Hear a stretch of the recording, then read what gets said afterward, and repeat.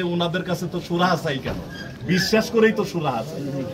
কাজে আপনারা স্যাররা যেভাবে দিক নির্দেশনা দেন আপনারা ধৈর্য সহকারে সেটা পালন করেন। আর আমি একটা প্রস্তাব দিছি, স্যার বিবেচনা করবেন। ধন্যবাদ সকলকে। আসসালামু আলাইকুম। বুঝতে পারছেন? তাহলে কি এখন আমাকে সহযোগিতা করবেন?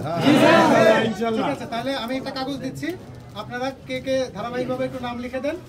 এখানে যার যার ডকুমেন্ট আছে ডকুমেন্ট নিয়ে এগুলো আমরা পর্যায়ক্রমে শুনবো। ঠিক আছে, আপনারা আমাকে যতক্ষণ সহযোগিতা করবেন আমি আছি। ঠিক আছে, ঠিক আছে। যারা যারা কথা কম করে হলেও 40 জন ওখানে বসতে পারবেন আপনারা। যারা যারা কথা বলতে চান প্রমাণ আছে, আপনারা সবাই ঢুকে যান।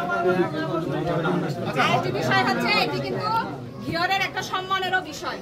স্যাররা আসছেন তদন্তে, এখানে আপনারা স্বস্তি মতো একেবারে শান্ত একটি স্থির মনে যা যা আপনাদের অভিযোগ আছে যত সুন্দরভাবে আমাদের তদন্ত কমিটির কাছে উপস্থাপন করতে পারবেন তত আপনাদের কাজটা সুন্দরভাবে সমাধান হবে।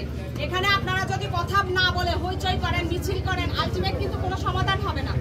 আশা করি আপনারা বিষয়টা বুঝতে পেরেছেন।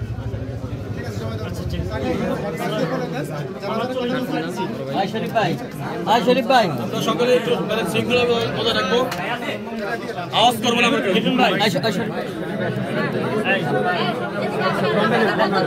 আমাদের কাছে